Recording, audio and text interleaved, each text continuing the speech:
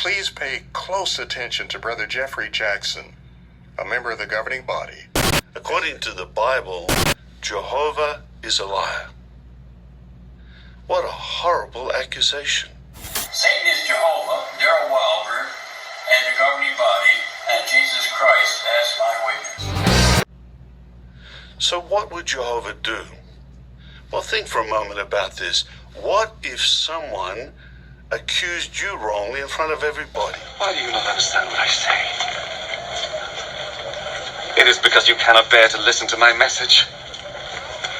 You are the children of your father, the devil, and you want to follow your father's desires.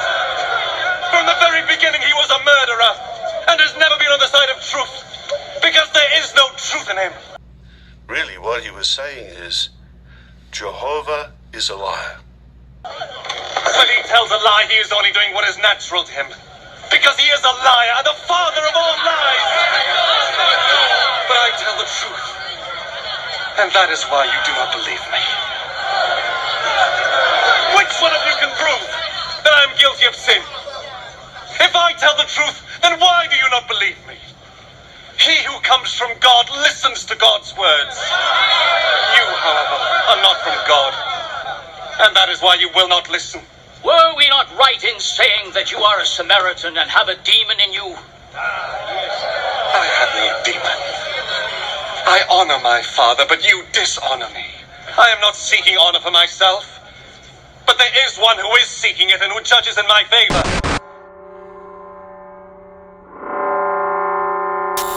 How would you probably solve this? Well, you may take the person to court. And in that court case, that person could offer whatever evidence they feel they have to prove that you're a liar.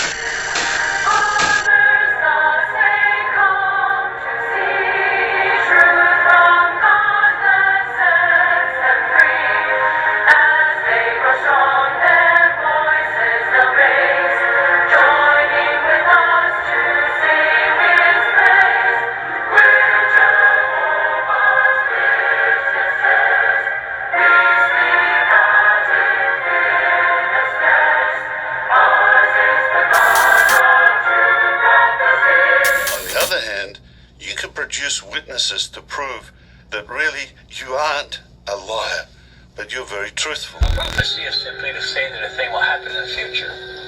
The governing body puts forth predictions and prophecies, not as mere speculation, but as the truth and the foundation many of our beliefs, false prophets.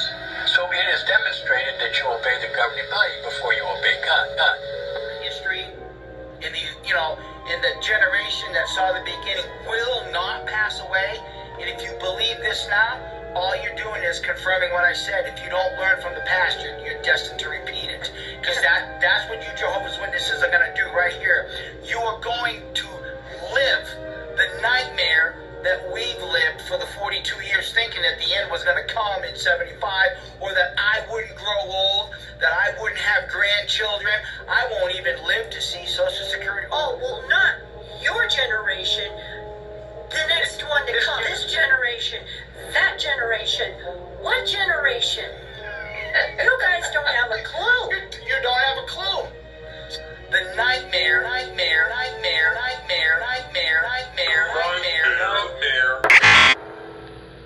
I come from a long line of people who believed in keeping an expectation of the end. My mother died just last year, and she always felt that the end was close at hand. She just knew that she would live to see it, but she didn't. She had first learned the truth from her mother-in-law, my grandmother, an anointed Christian who often told me that she hoped to see the end come in her lifetime.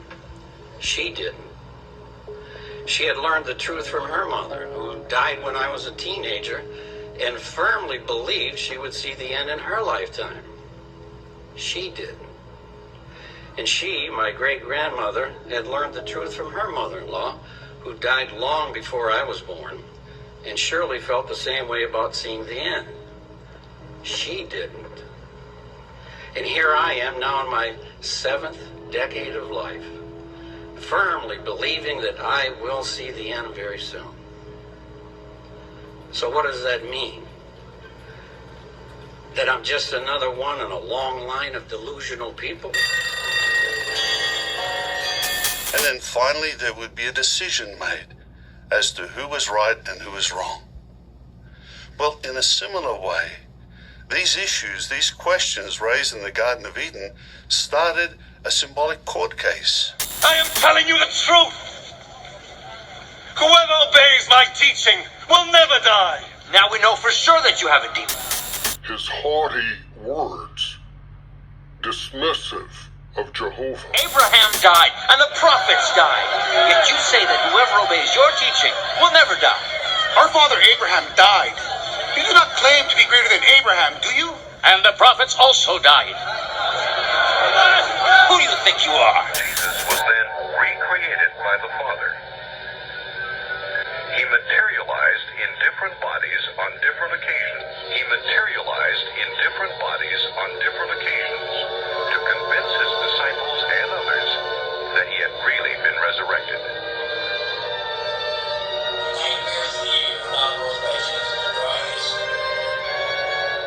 But what was he doing? He was calling into question Jehovah's qualities. Yes, he was inferring that Jehovah may not be so generous. Maybe he's stingy. Perhaps he's holding things back from Adam and Eve that they really should have. And then Satan went one step further. He said, "You will not die." I am telling you the truth. Whoever obeys my teaching will never die. Now we know for sure that you have a demon. Who are you? I don't know you. Why would I believe you? If I were to honor myself, that honor would be worth nothing. The one who honors me is my Father, the very one you say is your God. You have never known him, but I know. If I were to say that I do not know him... Now we know for sure that you have a demon. He was cast to the earth. Read your Bibles. He's all around you. He's into you, apostates. Look at their eyes. Look at their facial expressions. They're demon influenced, demon possessed. Calling you a liar, saying all sorts of bad things about you. What would you do? Would you go and punch them in the face?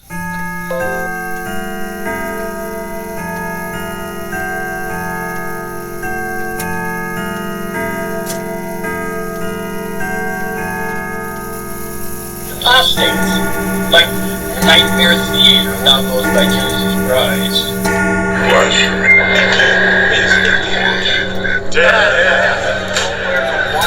Punch them in the face? Punch them in the face? Really, what he was saying is, Jehovah is a liar. But let's take a moment and think about what was really involved with those events there in the Garden of Eden. Make a toast to the generation of 1914 that will not pass away. May they rest in peace. This is for them. Really, what he was saying is, Jehovah is a liar. But now let's think about a very interesting question. Even though we're living in a world that is ruled by Satan, Listen to the authorities. The importance of listening to these authorities is emphasized in verse 2, where it says, "Whoever opposes the authority," or according to the footnote, "whoever resists the authority, has taken a stand against the arrangement of God."